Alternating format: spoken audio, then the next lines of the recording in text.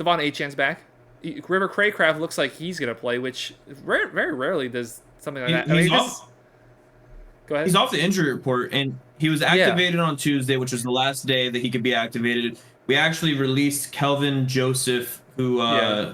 was involved in the trade with Igbo, for that roster move, and he's off the injury report. He's not on the Yeah. injury report That's at all, so he's going to be good to go. And I talked about it a little bit last week, in like why the Dolphins haven't been as good against some of these teams is like River Craycraft and those outside zone runs, his blocking ability, he's the best blocking receiver we have. His blocking ability on the outside is so key to some of these runs. yeah. Like even if you go back and look at Achan's big runs, Craycraft is always there throwing a big block in there somewhere. Yeah, So in this offense, I mean, you see over with the 49ers, like that touchdown that Deebo Samuel had on the end around, like Brandon Ayuk had a massive block. So the wide receivers have to be able to pick up blocks in this offense. River Craycraft's 29 years old. That yeah, doesn't he's been in sound the league right, for a while. dog. He's been in the league what 6, 7 years. I thought he was a rookie like a year ago. I don't know these things. I don't know this guy. He was he was on the 49ers practice Yeah, squad. I see that. Yeah, I had no idea. But so the Dolphins getting both of them back. Likelihood is both of them end up playing, or at the very least being able to play. Like obviously River Craycraft doesn't have a massive role on this team, but he is activated. So you're going to see probably River Craycraft out there. You're going to see Devon Achan out there. Both, like you said, one way or another, whether it's been actual production or helping out in others' production. Both players, massive impacts on the team. So we're going to take a look at the rest of the injury chart, and this is as of Wednesday. So if it got changed by the time you're watching this, yeah, it gets changed. Still a very long list, but as opposed to weeks past, I'm not really concerned about like the better players on this list. Like we were talking beforehand, Robert Hunt's probably not going to play. Robert Jones probably not going to play. But you look at the rest of these guys, I feel fairly confident about most of these guys being active. So starting with do not practice guys, going all the way down to full practice. Those who did not practice, Braxton Berrios, and his is a hamstring, so maybe he doesn't make it out there. Chase Claypool with a knee. Robert Hunt, like I previously mentioned, with the hamstring. Alec Ingold, Robert Jones, Durham Smythe, all of which are do not participants.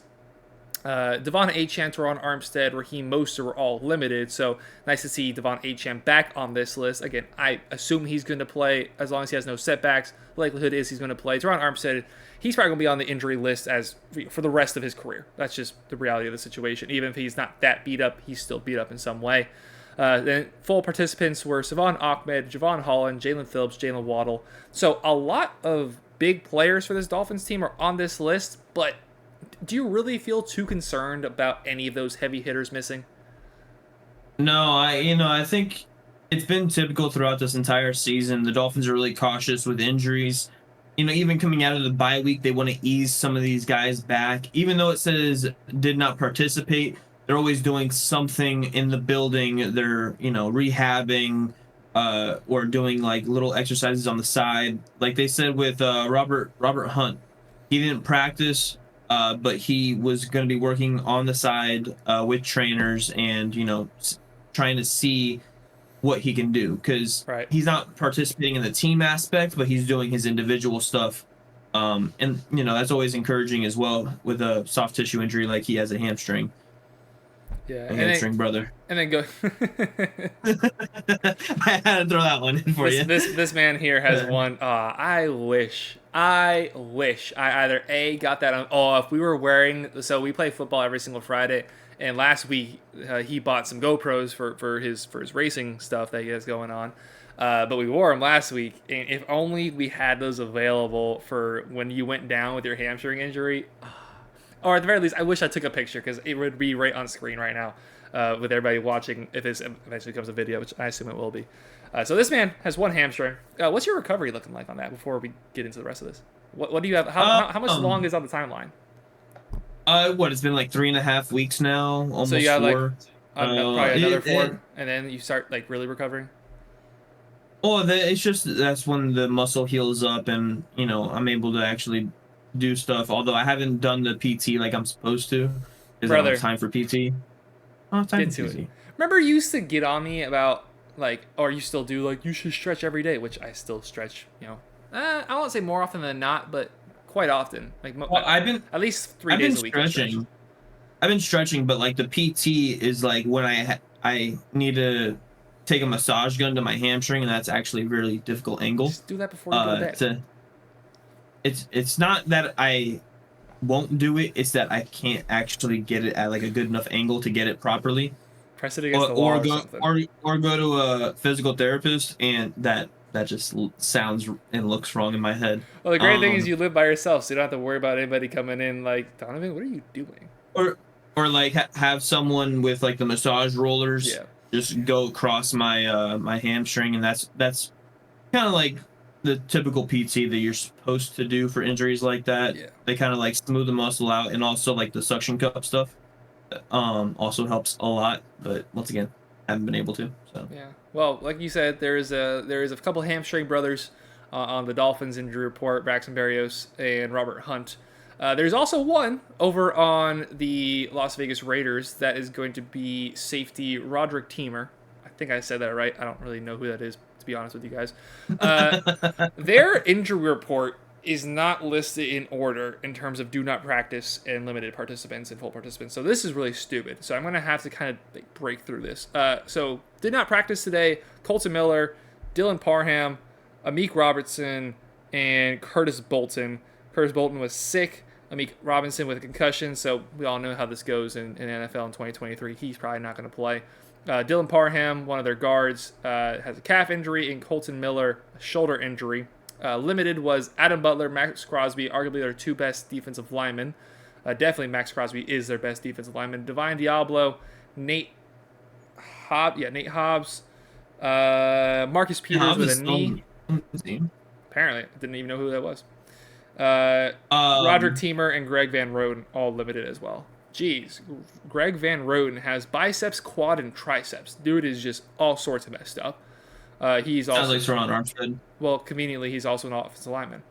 And then full participant today was just Jacob Johnson, who's fullback of theirs, coming back from a concussion.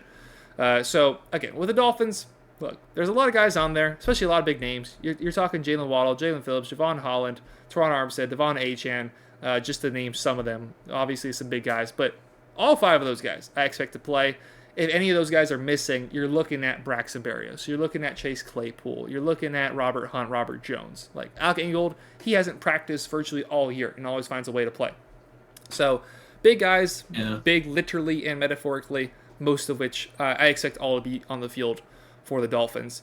It's very refreshing to finally see injuries start to go our way, because it feels like we've had just such an intense injury list all year long. So with Achane being activated, we actually have used up 6 of our allotted 8 spots. And Craig Craft. No. Well, Craig Craft already counted. Oh, okay. I was just counting the last one. So we've used 6 of our allotted 8. However, we have Isaiah Wynn, who still has a long journey to go, according to McDaniel in his press conference yesterday. Whatever that means. Yeah. It was kind of pessimistic. Yeah. Eric Ezukanma still has no timetable, and I think Chris Brooks is pretty much going to be ready to go whenever. But we're kind of on the same page with that, is that we think with Achane coming back, and, we don't really have a need for Chris Brooks right now, because it's not like we're going to go out there and cut Jeff Wilson Jr. So it looks like he's going to be on IR for the rest of the year if Wynn can get back. Yeah, if Wynn can't get back, you can just find a running back. There's 100 dudes on waivers that are all replacement level guys, just as similar to Chris Evans. Chris Brooks. I got Evans is Captain America. No, I got Darrington Evans and Chris Brooks confused, because I remember I said to you that we could just elevate Darrington Evans off the practice squad, and you informed me he was on the Bears. I'm like, oh. Yep, he's actually they're going to be in a 4-way split here soon. The Bears are, with Khalil Herbert, Roschon Johnson, Foreman, and Darrington Evans. It's Khalil Herbert season again, hopefully. Hopefully for a couple of my fantasy teams, hopefully.